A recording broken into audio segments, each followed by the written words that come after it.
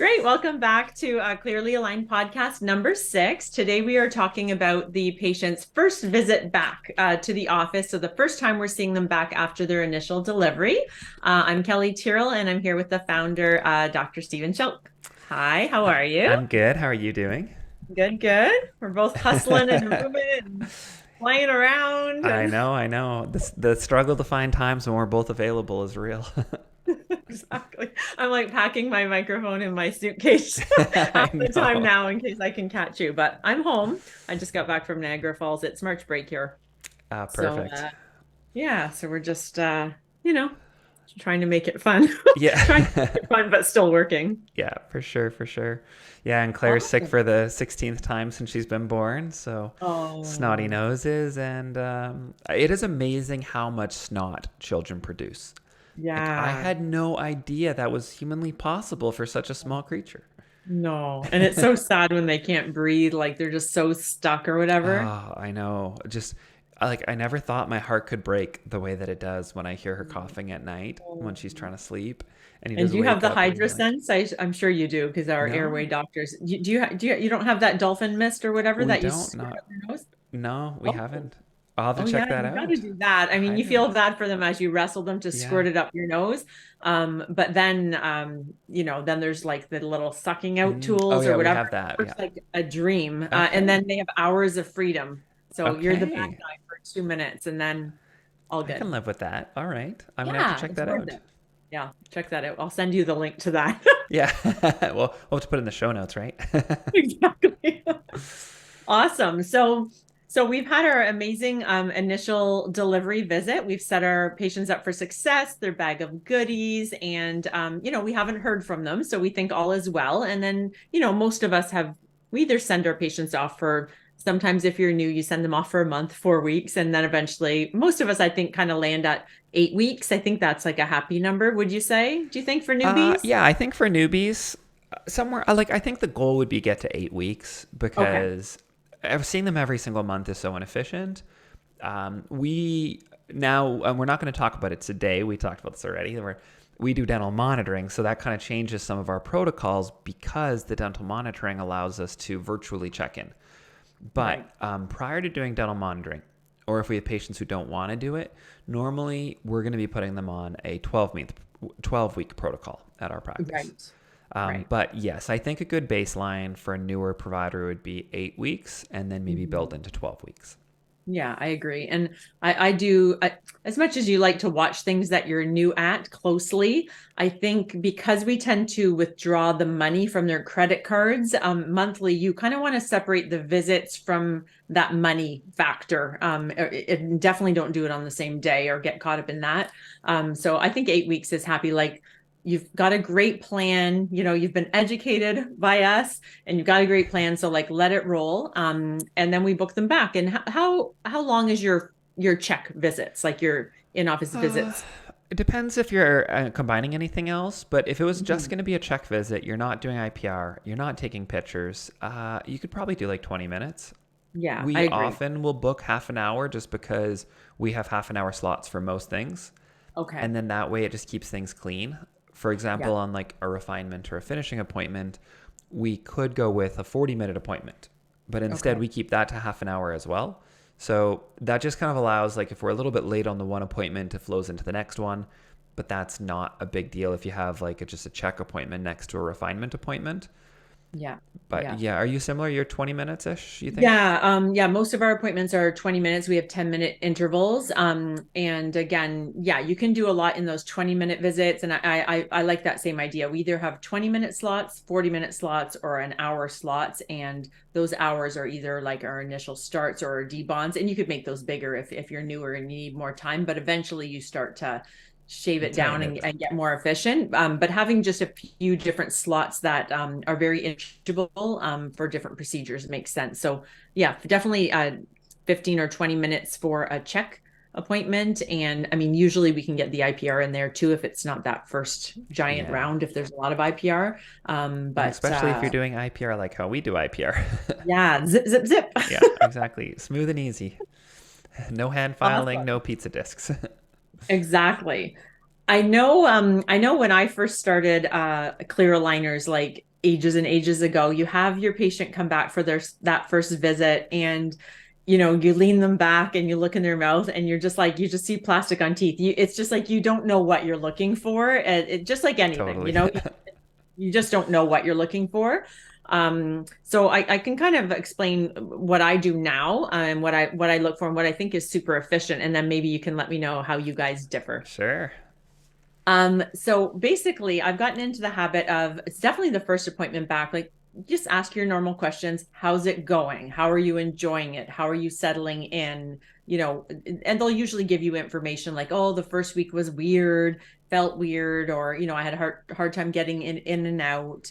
If they're on elastics, they'll give you their struggles, but they're usually experts by this point because you haven't heard from them. So you're assuming that they're doing well. So I usually ask those questions and I'm listening because I'm going to chart some of it, all of it. So that's just your kind of meet and greet and your relationship building. And they do have their aligners in at this point. And so basically they're in and they stay in. And then once they're finished talking, I lean them back. And that's when I take a look at how the aligners are fitting in their mouth. I have asked them what aligner number they're on. So if, let's say, I'm at week 8 and I'm doing a 1 week cycle, which is typical for me, I'm expecting them to be on aligner number 8, but that's not always the case, as we know. Mm-hmm. Sometimes they go rogue and they say that they didn't wear it as much, so they've slowed themselves down. Full respect, Yeah. that's fine, because We're okay there's with no that. sense. Yeah, don't change just because it's time to change because it feels right or whatever. And sometimes they've gone ahead, they've lost a couple pairs of aligners or whatever, and again, that doesn't phase me. I don't go into instant lecture mode, like follow my rules. I haven't seen anything yet, so there's nothing to complain about yet. So I usually will write on the tray cover their name, so my doctor actually knows who they are, their aligner number. That's a good trick. Yeah. No matter what procedure you're doing, write their name. Totally. And so I usually will put like Mary, initial set, aligner number. I'll just put number 8 or whatever. And then I lean them back and I take a look. And typically what I'm looking for, and I'm looking with my fingers too, is I'm just kind of running my fingers over their aligners, seeing if the edges fit. So the incisal edges are the easiest to look at, but also the premolars and molars, just to see if there's any bounce and if it's really kind of on there is what I'm looking for. And then if that's all fine, I will ask them to remove it because they're the experts at this point. They've removed it many, many times in 8 weeks. I have probably inserted it and removed it once on their initial visit just to show them. So why should I struggle? I agree. So basically, I let them do it, and they place that on the tray cover. And now I'm looking at their actual teeth compared to their ClinCheck, and I do have their ClinCheck up on the computer beside me. And again, keep in mind that the ClinCheck is the forces acting on the teeth, not the actual position of the teeth. So take that with a grain of salt. You're not like memorizing the position of the teeth. You're just kind of reminding yourself, oh, we're sequentially distalizing, hard things backing up, or like, are we kind of heading in the right direction? And then I check for spaces, which by flossing. And I got out of the habit of doing that, I would say, for a few years. We used to always do it when we were new, because that's what Align told us to do. And check the contacts and write down what was loose or open or whatever, and make sure we did enough IPR if it had been done. And then we got out of the habit because we just thought, yeah, we did the IPR day 1. We did it. We measured it, and we were pretty good at it. And then we just took it for granted that it was done. And now we've gotten a little bit wiser that sometimes even if there isn't planned IPR, there's still friction, and friction will slow your plan down and sabotage you and cause more refinement. So now we just check all the contacts, and if anything's tight or bound, we just make a note on the tray cover for the doctors and wait for the doctors to kind of assess, is that a problem or is it not a problem? Cool. And so that's kind of where I am. Yeah. Well, I'll jump in on a couple points there. Yeah. I had some insights, and you make sure I remember them all. The first one that I was going to comment on, one little tip that I have, is when I'm seeing them back, I agree completely, first of all, that having that initial, like, just a very open-ended, like, how's it going? How's it been feeling? Gives you a lot of information. Like, people like to talk, just like you. No kidding. Both of us. So they'll usually give you a lot. And then the second thing is that if the patient ever comes in and their trays aren't on their teeth, To me, that is Yes. just the biggest red flag. I'm sure you're Yeah. the They're in same. your pocket or their purse. Like, why? What's Why aren't they happening? on your teeth? And we tell them at the initial start appointment, every time you come in, your tray should be on your teeth. And so Yeah. they know that that's kind of a rule. So if they say, like, oh, I lost my trays at lunchtime, you're like, there's a Yeah. problem here. Yeah. Another thing then from that initial sit down is we really intentionally try never to see the patient back in the first week. I think we might have talked Yeah. about this on the last podcast Yeah. because you know that the patients are, even though aligners are 10,000 times better than braces for Yeah. comfort, they're still going to complain. And 100. we actually don't even do follow up phone calls in the first week because you just Yeah. know every Yeah. single person you call or talk to is going to say how sore their teeth are and how terrible it is. And then if Mhm. you see them a month later, they'll say, like, oh, yeah, that was completely fine. There was no problems at all. But without fail, that first couple days, like, they just need some time to get over how the first, we always tell them the first 3 days of the first three trays are Oh, going to it be the most rhymes. uncomfortable. Exactly. And then, so if you see them at a month, perfect. You're past the first three trays. You're on tray number 4 at least, or ideally more like 2 months. Then you know they're kind of past that point where they're like, okay, everything's fine. Okay. So those were those thoughts. One that I like doing a little trick is before I lean the patient back, I'll say this to them, and it's very intentional. I Okay. tell them, so Kelly, I'm about to lean you back to check how well you've been seeing, or to see how well you've been wearing the trays. Before I lean you back, and so it's almost like they're about to get a test, and you're a teacher, and you're kind of asking them, before I give you this test, does anybody want to tell me, like, if they haven't been Yeah. studying properly? Like, this is your moment to come clean before you take the test or home in your Right. hand in your Right. homework. And so I say, I'm about to look at your teeth to see how well you've been wearing the trays. If you had to grade yourself, though, out of 10, 10 being perfect, you wear them all the time, you never forget to put them back in after you eat. And 1 is that like you're barely wearing them. They've been a real Hmm. struggle. What would you give yourself as a score? And I feel like unless they give you a 9 or a 10, I always take 2 points off of what they tell me Yeah. because Yeah. people always exaggerate. So if they're telling you a 6, and the key to this is you're doing it right before you say the phrase, I'm about to lean you back to take a look to see how well your trays are fitting and how well you've been doing. Right. Right? If Right. you just say to them, like, oh, have you been wearing your trays really well? That's a yes or no answer. So the answer Yeah. is like, yes. Yeah. But if it's like, I need you to answer and give yourself a grade, and I'm about to lean you back, in that context, if you lean them back and then you sit them up and ask them that question, Right. I find again that you get a lot of like fibbing. If you're Yeah. like, oh, your trays aren't fitting that well, have you been wearing them enough? Then they'll be like, yeah, I've been doing it. But you're kind of like giving them a chance to save face. Yeah, Yeah. exactly. That's a great point. And I'm like so nice and I like to put people on the spot or whatever. But to your point, yeah, people lie. And so if they say I've been wearing them 18 hours a day and we've been like, hey, try for 23/7 or 22/7, and they're like 18, we know that some people can get away with that, but Mm-hmm. you don't want to be like, you know what, you're still doing great. You want to still put the pressure, be like, oh, you got away with it this time, but I can see a few areas that might be slipping, and it's gonna catch up to you. And what happens when that happens is we abort mission on this plan, and now it takes us at least 4 or 5, sometimes 6 weeks to get a new plan back, and now you've just bought yourself almost 2 more months of treatment. Mm-hmm. And do that a couple times, and that's a half a year. Yeah, So that totally. matters to them. Totally. That's a good reminder, because sometimes when we've been doing it for a while, you forget like the regular stuff, like brush your teeth, Yeah, exactly. Exactly. the little things. um, Okay. Other things I feel Mhm. like, oh, what did I had? I had one more good one. Mhm. So you lean them back, you take a look at their teeth. One thing I look for is in terms of the fit of the trays, and Okay. I'll ask you, Kelly, if you're similar.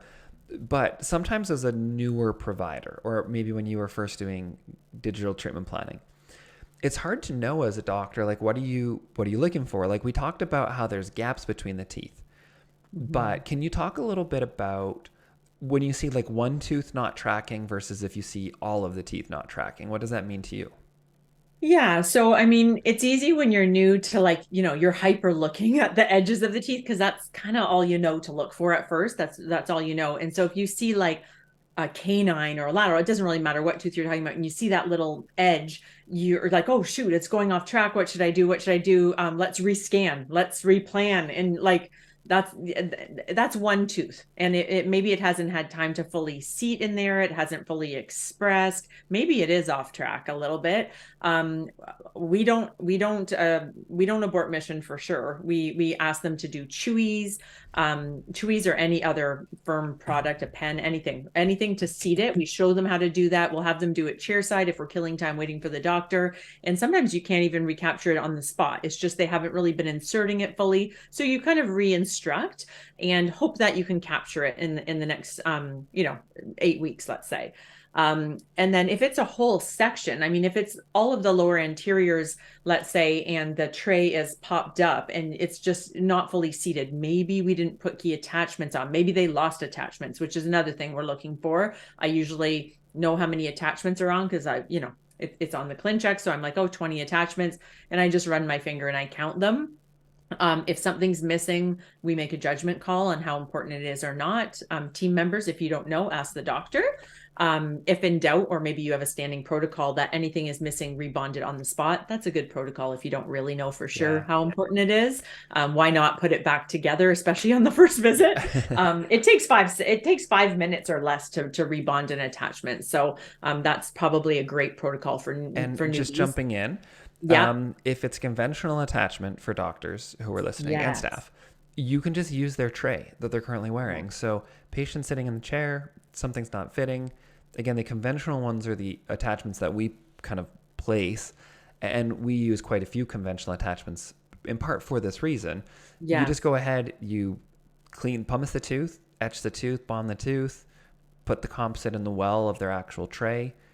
On Mm-hmm. goes the tray, you cure it, pop it off, clean the flash. That's how quick it is. Like if they're in your Yeah. chair, it really should not take more than 5 minutes to put an attachment No. back on, or a button even for that matter. Exactly. Exactly. Yeah. And most of the time I mean, we're waiting for the doctor to come anyways, so it's time well spent. Um, and then to the same point, and obviously if you're rebonding it using the template, you cut out that tooth individually because teeth Mm-hmm. have moved. So you want to have that attachment on the right spot on the tooth. And then like one of the other common areas where something maybe isn't fitting is like in the back. It's flapping up and down. Maybe there's not an anchor at the back. And we talked last time about a liner bending, or at least, or was that live? It's all blurring I together. know But all the we times talked we about, speak. I know we talked a little bit about strategies, and we can probably do another session. It would be a great follow up session to this. Things how we fix things, creative fixes chair side that Hmm. we've learned over the years.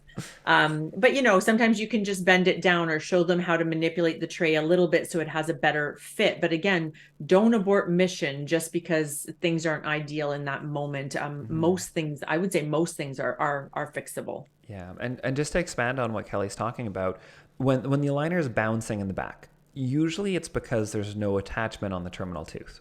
And so when they actually manufacture the trays in Juarez, Mexico, the aligner is vacuum formed to the 3D model, and then the aligner is removed from that 3D model using a machine. So it almost like takes the aligner off of the model, like a Yeah. patient would take it off their teeth. As it grabs onto those back molars and it removes it, it can bend the tray a little bit. It causes that terminal molar where the tray is more flexible Hmm. to bend, and it doesn't necessarily snap back. And so if you Right. have a patient who puts their tray in and they're like, it doesn't fit very well, doc, and they're Hmm. biting and they're like, it bounces in the back.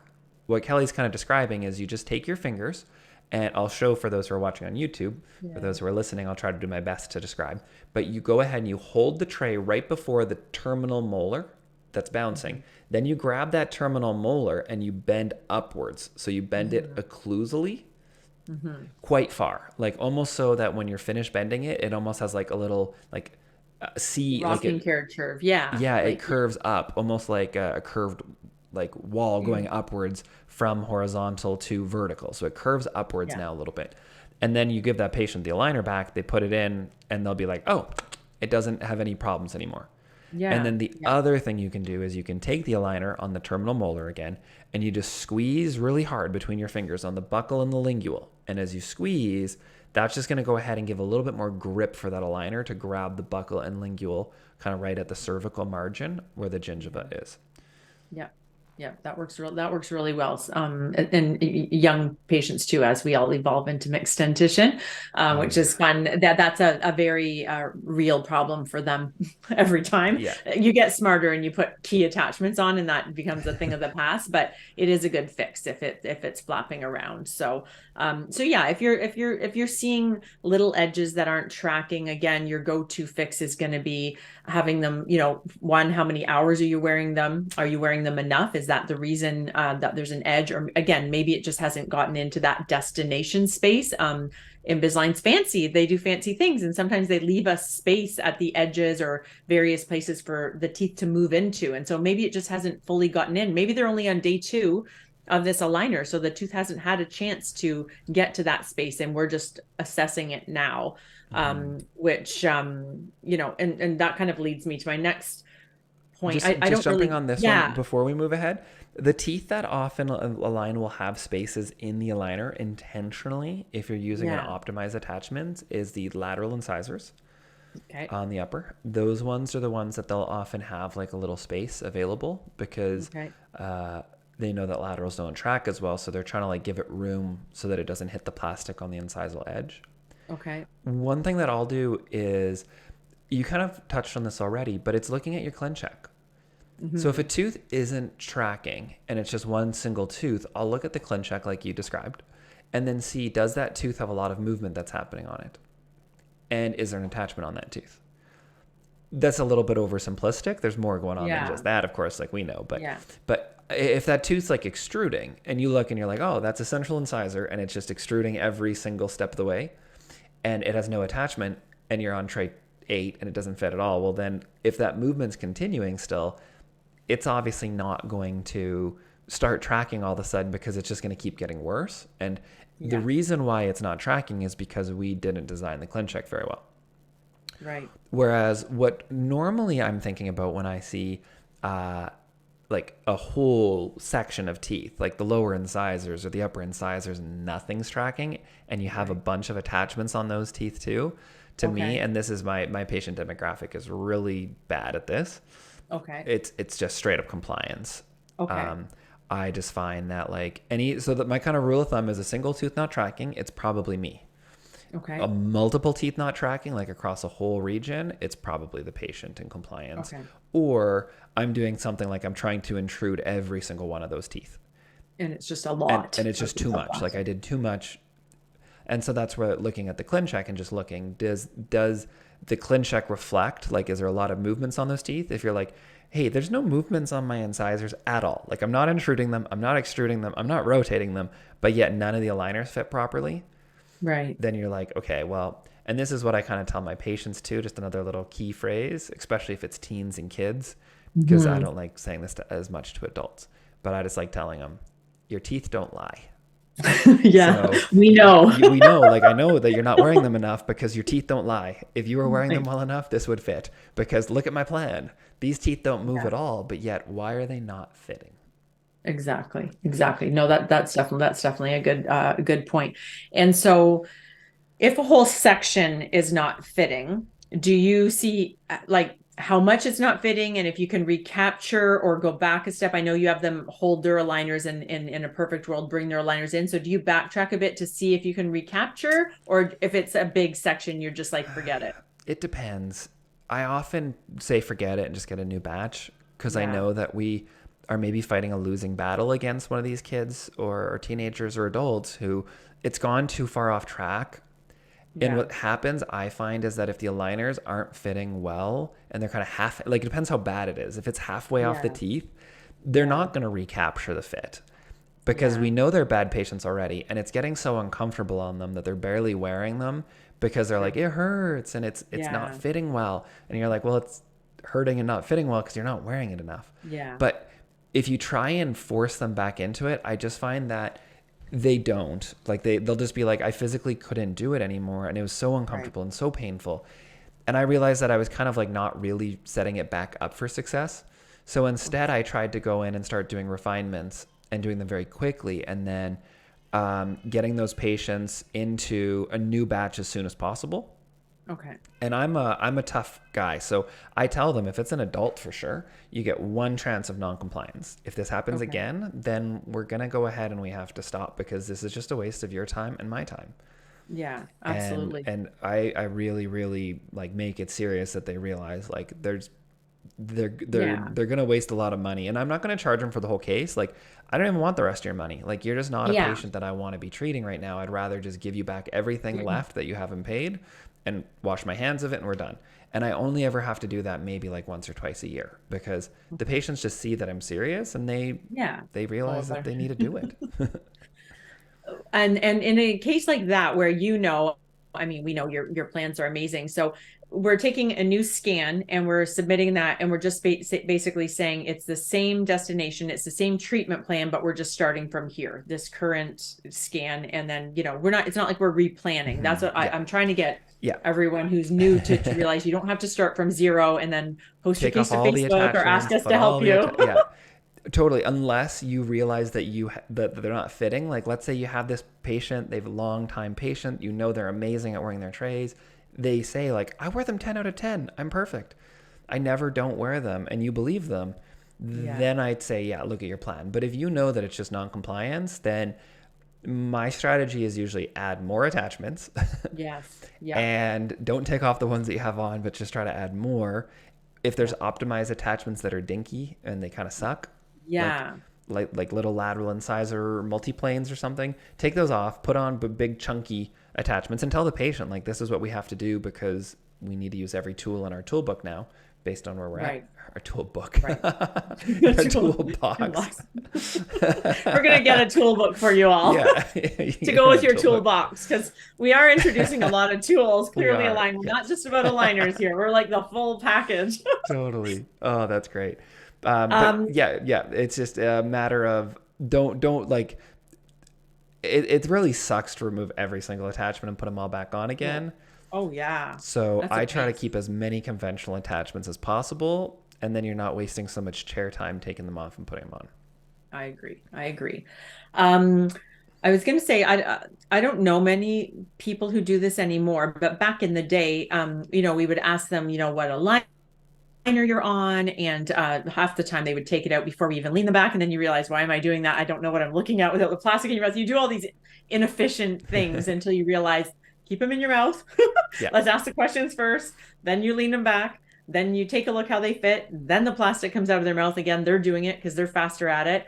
And then again, most of the time these days, I don't ask them, like, unless they're not fitting, when are you changing to your next aligner, or when did this one go in your mouth? I'm just assessing it as it is, and I'm just like, it fits or it doesn't fit. And I don't care if you change on a Wednesday or a Yeah. Sunday. I don't care.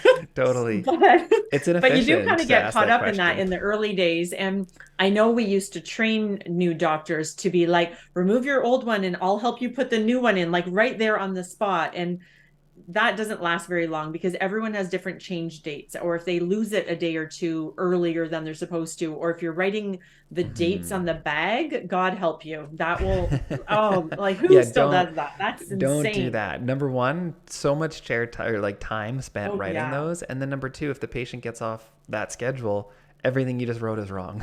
Yeah, and like you just never know. Like things change, and they're like there's so many innovations. I mean, whether you decide you're going to throw like an AVO at them, so now you're like pumping it up, and they're changing every 3, 4, or 5 days, or you have to slow them down because it's a co-op problem, or because Hmm. it's a difficult movement, and you just think, you know what, let's just slow it down. Let's Yeah, just take a break here or whatever. But for whatever reason, do not write things on the bag. Stickers are good, but writing yeah, actual locked in dates and yeah. changing it chairside, or trying to accommodate their appointment with their change date. Like you're going to book them every Wednesday for the rest of their life. Like it just doesn't make No. sense. So that's our tip of the day, I think, Yeah, to that's a save good yourself. one. I like Yeah. And like that. that's a whole staff member's job. Yeah, Like I see people online and they're like hanging up these aligners on hangers and writing on dates. It's like a full-time job yeah. for no reason. Yeah, I Crazy, agree. crazy, The thing crazy. is, as you get better with aligners, what you start doing is you start realizing that you need to put, like, you're a coach, you're like a personal trainer. And so patients need to have an understanding that they are involved in this process and they're responsible.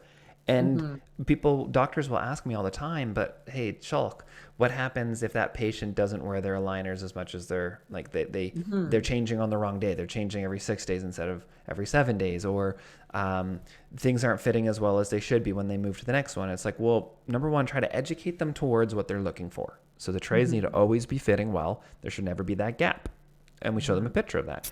And then number two is you're responsible for your trays. We're giving them all Yeah. to you. So you have to make sure you don't lose them, Right. that you're taking care of them, that you change to the right next tray. Because sometimes you Yeah. do get weird stuff happening, like a patient who will change from tray 20 to like tray 42. Yeah, they skipped the whole They skip a whole box. I had box. that happen twice. Yeah. It was insane. Yeah. It makes no sense, right? Like, That hurts. how So did, when they say something hurts, yeah, check that's the the one. number. It doesn't happen often, Yeah, but it really doesn't. But that's the thing is like I kind of have responsibility on my patients. It's like, well, what about yeah. with braces? If that patient went and got pliers and they forced the arch wire out of their bracket and they put it over top of their arch wire and they extruded that tooth. Like, Yeah. aren't you worried about that? And it's like, well, no, because you're trusting your patient that they're not going to do something that is against what you've Self-sabotage. educated Yeah. them towards. So for that reason, it's like sometimes you will have patients who do stupid things, but to treat all of your patients differently or to like not trust all of them because Right. of one patient who likelihood what it's always just going to be is they're not wearing their trays enough. Yeah. Every Yeah. once in a million years, you're going to get someone who, or once a year, who like jumps ahead a whole bunch of trays and they're just going to say that they don't fit Yeah. and they were really sore. And then they'll call you and then you'll look and you'll be like, well, you have an entire box of trays. You go back to tray 21 and it fits perfectly. And then you go back to that again. Yeah. And if that's like a really good point about the soreness, like, so the first few days, like you said, it's awkward more than painful. You'll feel a little bit of something, but I mean, if anything, they take like a Tylenol once. Like it's really like aligners are not a painful situation compared to brackets and wires. Yeah. You don't need to have a soft diet and all that business. Otherwise, they're just giant babies, if you ask me. But You're mean. if they really are, I have no patience for that. But if I really don't, braces, I Yeah, full coming from a respect. braces Braces, world, I agree. Like yeah, it's kind yeah, of almost like, which I try not to laugh at the patients, but when they're complaining about aligners, and I've done aligners and braces, and my yeah, aligners were pretty horrible the first couple yeah. days, but it was still like way better. Yeah, it's But manageable. do And you so do as they're this? like, huh? One thing that I've heard, and we do too, is we tell them to take Tylenol before they go to bed and change their Yeah, aligners right before bedtime. I like So then that. that way That's they get great. the first 8 hours or 7 hours or so while they're sleeping, and they've had a Tylenol take the Tylenol half an hour before they change, Yeah, if they're absolutely. concerned about pain.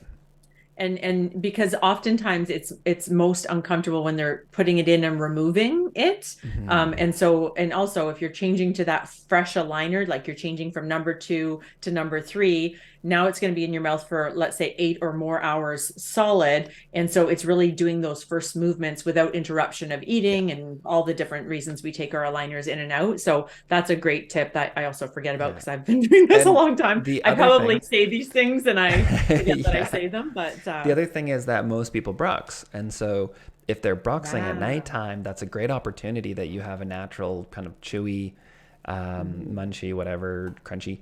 That's causing them to grind their teeth together, right? They're forcing those plastic trays onto the teeth. So Mhm. that's the other reason why it's better to have them changed before nighttime. And then if they are uncomfortable or complaining that their teeth are still sore after like that first few weeks, or let's just even say a month for someone who's highly sensitive, they're not wearing them enough, because we know it because we've worn them ourselves, that if you get caught up in a Netflix show and after dinner you forgot to put your aligner back in and now you're on the third episode and you're like, oh shoot, let me go get my aligners. Yeah. It hurts. It does hurt. It only hurts, I will say, for about 15 minutes. So you just have to suck it up, Tylenol or no Tylenol. Yeah. It does hurt as your teeth kind of get back into that position. I've done it many times. And if you just suck it up for that 15 minutes, all is good. Your teeth totally fit back in there. Life is good and you continue on. So just remind them that's like a them problem and they can help themselves and By not be wearing in them pain. enough. Yeah. And that's basically all it comes down to. Totally, Yeah. totally. Or and like this is why we changed a lot of our protocols based on Dr. Christian Fournier's techniques. We do so much lingual Invisalign in our Yes. practice where the patients then, because they bite on their attachments, they eat with their aligners in. They That's change out perfect. their Yeah. aligners faster, but you get that perfect compliance all the time. Yeah. because if you don't eat with your liners in, they'll bite down and hit their attachments on the lingual. Yeah. And And that's so I not teach great. that in the Yeah. attachments and biomechanics course on the attachment protocols for lingual Invisalign Yeah. for Because, yeah, aesthetic you can't just, cases. yeah, Yeah. you don't just put them anywhere that's fancy. So you Yeah. got to take that course to figure out where to put them on the Yeah. lingual But strategically. it's cool seeing all these adult patients who are just so compliant because they're always wearing them and things just work. Yeah. I love that. I love I that. had something that I wanted to touch on before we move Yeah. along, still kind of talking about trays fitting and looking at the attachments and the ClinCheck. Let's say that you do have just one tooth that's not fitting. Sometimes, again, doctors will ask, well, how do you know whether you should jump into a refinement right away or that you wait? And the way that I approach it is, again, what Kelly said before is look at the ClinCheck. What I'm trying to evaluate if one tooth isn't tracking is how important is it that that tooth does all of its movements on that particular ClinCheck. So let's Hmm. say that it's like lower second premolar, and you look at the ClinCheck and that tooth doesn't really move a whole lot. It's already in a really good position. And Okay. meanwhile, you have like central incisors that are 45 degrees rotated, right? Yeah. Then do I care that that lower premolar isn't tracking? Like, no, I don't care even No. slightly. Like, if it doesn't track, who cares? First of all, because it's in a good spot. Second of all, we can always go ahead on the next batch of trays and fix it. But let's Right. say instead now we have an upper central incisor and we're trying to extrude that tooth 5 millimeters. It's Okay. way higher up than all the other teeth, and that one's not tracking. Well, I almost think of it like in chemistry, you have your rate determining step in a chemical Right. reaction. So, what's going to determine how long this chemical reaction takes to occur? It's the same thing in ortho. What's the rate limiting step or the rate limiting tooth? And if you're like, oh, Hmm. well, that central incisor is going to be what takes this case the longest to finish. If that tooth isn't tracking, then I would say something needs to happen. You need to go into a refinement or do a bootstrap, which we'll talk about in a bit, or do Exactly. something to get that fitting again. But you don't want to go ahead and just keep holding off saying I'll fix it later, because then let's say you figured your treatment time is going to take 1 year to extrude that tooth down in a place, and then you spend 6 months kind of fooling around and you barely move Doing that all tooth. little movements, all the Yeah. little things, but the big But the things big thing, are yeah. yeah, then you still have another year left to go almost because that tooth hasn't moved at all. So that Hmm. to me is always the key, is what is your rate determining tooth movement? And if that's Hmm. not working, then go into refinement. Exactly. Exactly. Yep. I 100% agree with that. So yeah, don't abort mission if it's the little things. But yeah, the big things, the big recipe part, Yeah, the big parts. exactly. Find the most Awesome. important movement. And then we did talk about flossing and checking like contacts, Mm, checking for friction. So whether yes. you have strategic IPR that you've already done at that first visit, or maybe you have to do some this visit.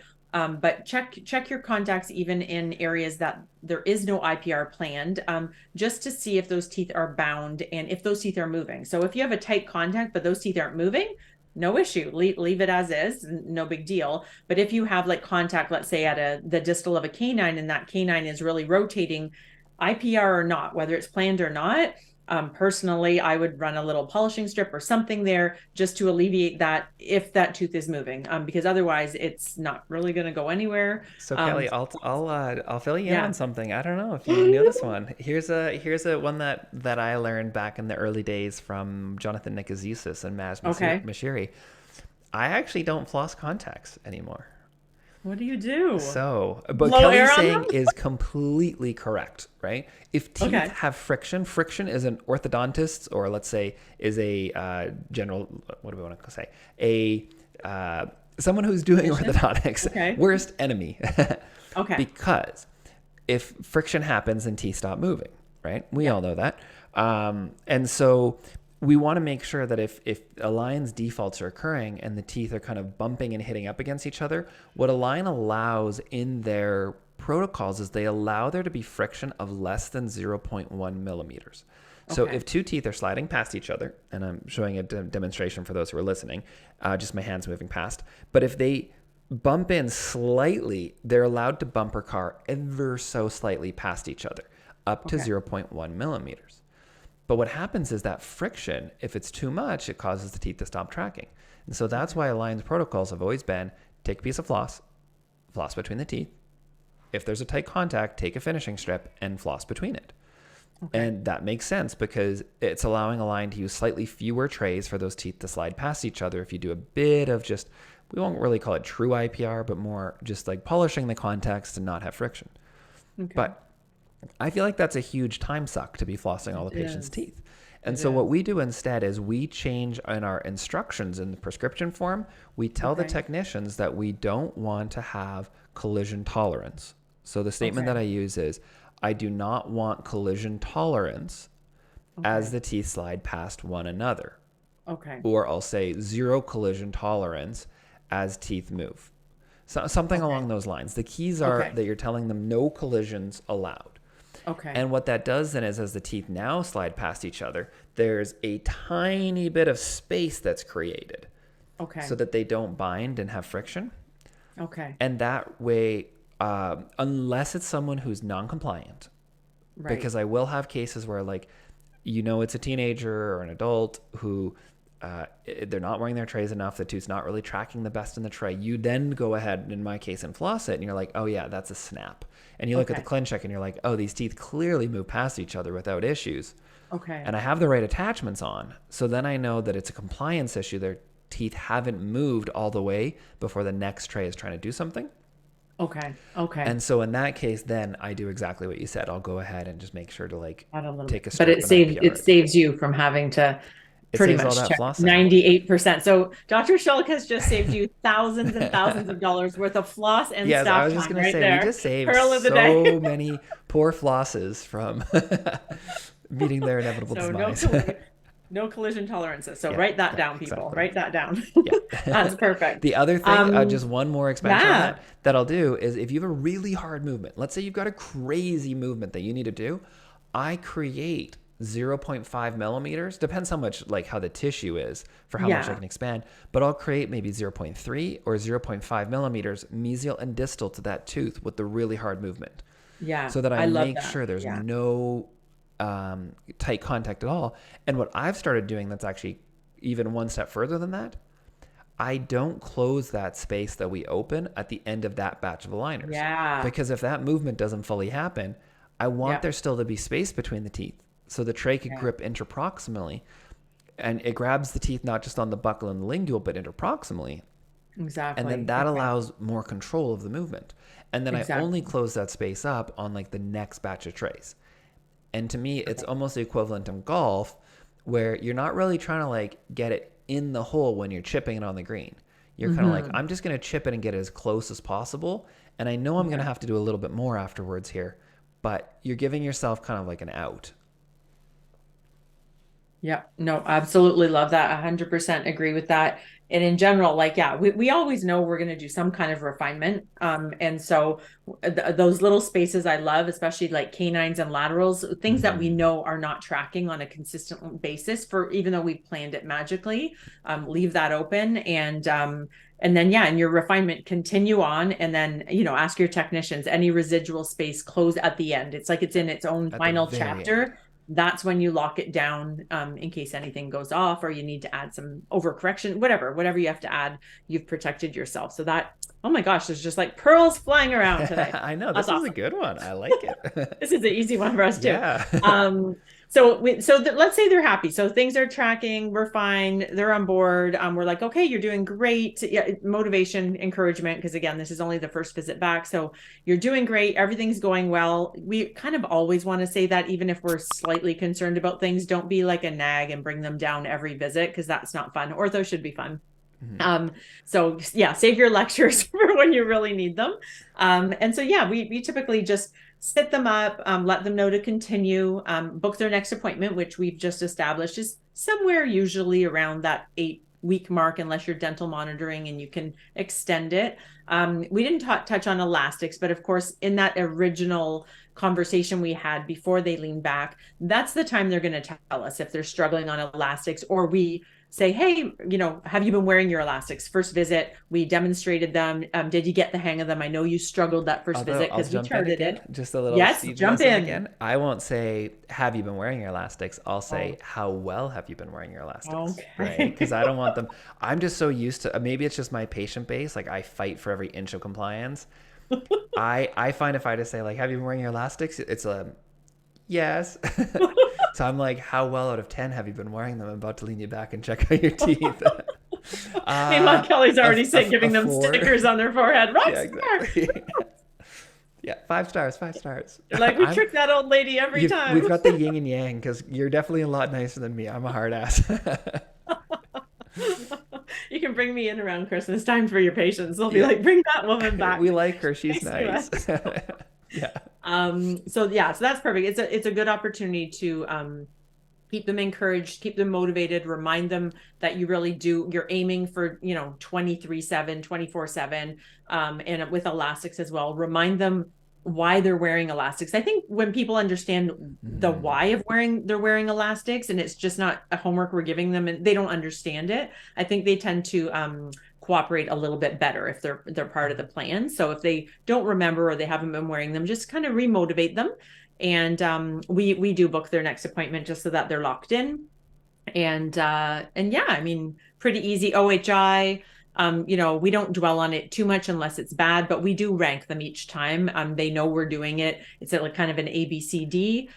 Once they get a few C's, I we're like that. definitely, yeah, we're definitely kind of saying, hey, you're kind of falling off. Make sure you rinse your trays, clean your teeth, whatever. And then once they get a couple that aren't very good in a row. If they're under 18, their parents get notified. We don't tell on them right away because, we try to give them a chance to rebound themselves. But if they've had a couple experiences, or, this is 8 weeks apart. So if they've Yeah. had one, two, now they're on their third appointment where, their trays are coated gross and their teeth are Mm-hmm. covered in different colors and whatever. Then we tell their parents because now we're risking decal or cavities Mm-hmm. at some point, and the parents need to be part of that situation. And it's in their chart. So, Yeah. uh, yeah. The one thing that you pointed out that I really like is look at their trays. If their Mm, trays are not crystal clear, I make a yeah. big point of that because I say, look at all this Yeah. food that's trapped between your teeth and your trays. Yeah. Um, that's one that I really like to dwell on. And it's We so easy. I mean, half the time when I'm waiting for the doctor to come chair side, I mean, all of this stuff that we've just talked about, this you can has get all your staff happened to in do all five of minutes this. or less. Like Yeah. this has happened. And so if they have popped out their aligners now, because I've checked that, and so now that it's on the tray and it's gross, I literally will just go grab a retainer braid, a Dixie cup. I put it in there, and while we are finishing the next, 3 minutes, 4 minutes, or whatever, I let it do its work. And by the time the doctor's there, I pull it out and be like, "You don't have time for that? Like, I didn't Yeah. even pick up a toothbrush. I'm not even wasting a Yeah. disposable toothbrush on you." Like, Yeah. so easy. There's no excuse while you're There eating, isn't. drop it in, or just it could be water and a toothbrush. You don't even Yeah, need just fancy brush it. tablets if you're poor or we haven't given you any or whatever. There's Yeah. no excuse Yeah. really. Agreed. Yeah. 100%. Yeah. One thing And that yeah. we do, we we have a lot of patients who are really bad with their hygiene. Again, Okay. Yes. and the courses I try to teach you all these different strategies of things that ideally you should never even really need, but you'll know them when you have a patient who you come across who's really non-compliant or really bad Yeah. with hygiene or whatever it's going to be. Or maybe you are in a demographic where you do have to fight for every like tooth and nail for hygiene. Yeah. So one thing that we started doing is like we'll tell patients, of course, that you should be coming in at least twice a year for your cleanings and once a year for your checkups. And then it'll slip past that it'll be 2 years of treatment and they haven't come in for one single hygiene because for our Yeah. patients, they just don't prioritize it as much. So what Right. we've started doing is we'll go ahead and book them for all of their hygiene appointments Okay. at the very start of treatment.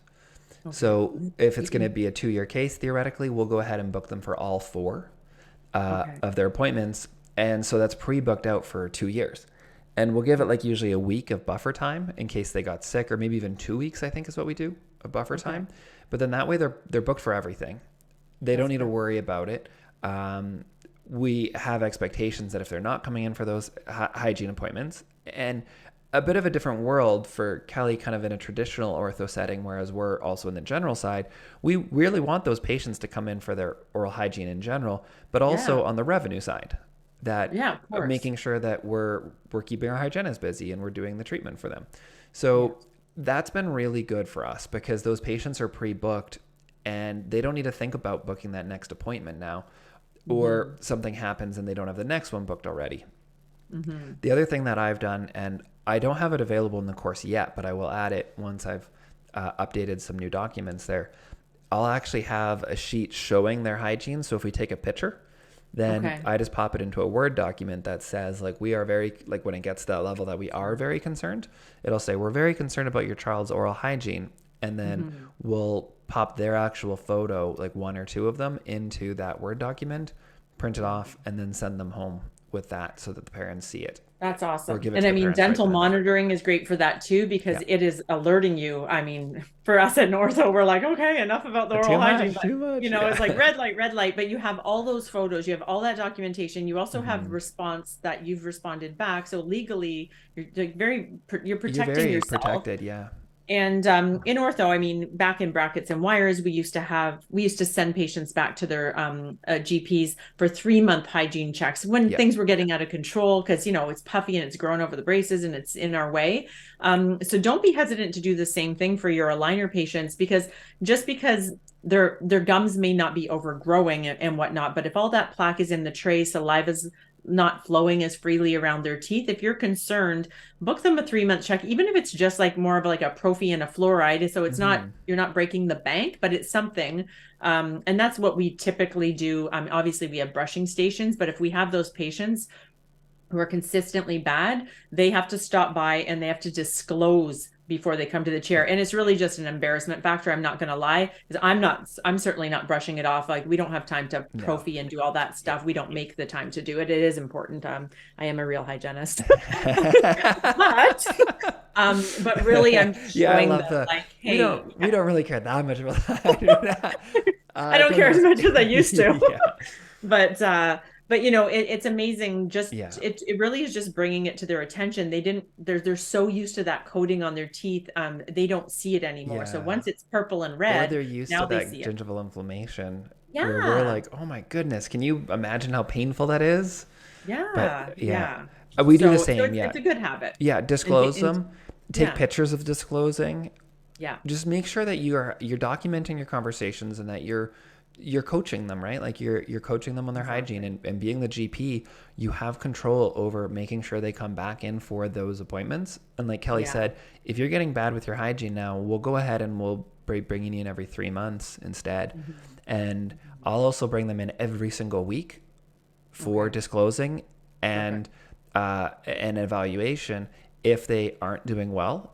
And, Okay. and we take pictures when we do it, but you don't have to. You could just have them come in. You literally just paint the disclosing solution on, and then you go Mhm. ahead. You look in a mirror with the doctor, like, or even without the Yeah. doctor.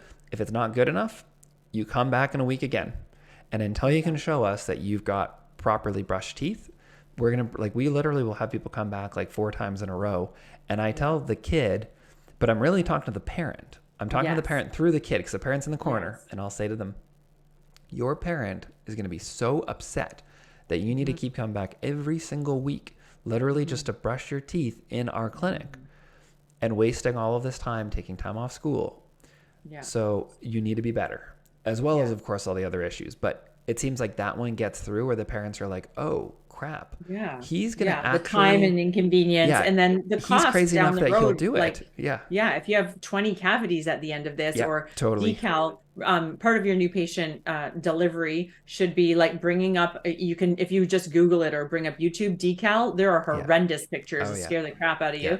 And we show them that because I'm like, you really don't want this. We can't erase this. We can't whiten Yeah. it. There's really not a lot we can do. And so oftentimes that's enough. I'll be like, remember that beginning picture? You're starting to get it. See right here. And Yeah. then they Yep. freak out. Exactly. So that's that. But in a perfect world, it's all happy days on the first visit and they're Yeah. doing well, wearing them well, everything's clean and tracking well because your plans are amazing. And then we move on. Well, I mean, there's dental monitoring and then there's quick chairside fixes. So those are probably some Yeah. next steps we can talk about in our next podcast. And then we would get to refinement, like end of the Yeah. set, Yeah. because that's how Sounds easy it is. great. Yeah. Yeah. And the key to Awesome. remember here is you're not always going to be perfect. No. I have like thousands of cases under my belt now, but there's still situations where like I'll have things that I didn't design properly, or my Hmm. patient's not wearing their trays properly, and we have to do a mid-course correction, Hmm. right? We have to jump in sooner. It happens. But the Yeah. goal is, how do you try to eliminate as many of those as possible by designing an intelligent ClinCheck and Hmm. intelligent attachments so that you can just go ahead and you set it and you literally forget it. And you don't think about that patient for 8 weeks or 12 weeks or 16 weeks, however long you go. And they come back and you're like, oh, my plan is amazing. Exactly. Because you like know the rules of what you need to do. But if you just accept what a line gives you on your ClinCheck, you're going to Yeah. have lots of times that you're going to need mid-course corrections. I'll promise you And that. in the planning, like to the foundations course, which obviously I loved, setting up those systems and protocols and recipe cards for yourself that you keep repeating over and over. That's what prevents mistakes, because we all get there like we're rushing off to family vacation, and then you're just doing this one like freehand. You Mm-hmm. forget all your rules and you're just Yep. like freehanding it. That's the one that's going to bite you after you've been very Totally. successful, like us. Like we've been doing this a long time, we're successful, but it's those little ones where like, oh, forget the text edit, like text expander. I got this one. I'm just Yeah. gonna write my notes, And and then, you forget to say like no yeah. collision tolerance. Or you end, yeah, exactly.